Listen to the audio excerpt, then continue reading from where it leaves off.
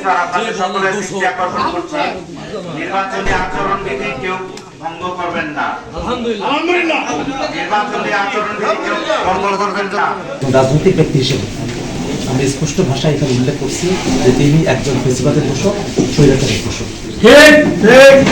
আমরা আমাদের বক্তব্য আপনার কাছে আমরা উপস্থাপন করলাম, আমরা আমাদের আপত্তি আপনার কাছে আমরা উপস্থাপন করলাম। সেই ব্যক্তি কিভাবে নমিনেশন পাবে? আপনি দয়া করে রিটার্নিং অফিসারের দায়িত্ব পালন করছেন, আমাকে সেটা দয়া করে পালন করতে চাই। আলহামদুলিল্লাহ, আলহামদুলিল্লাহ।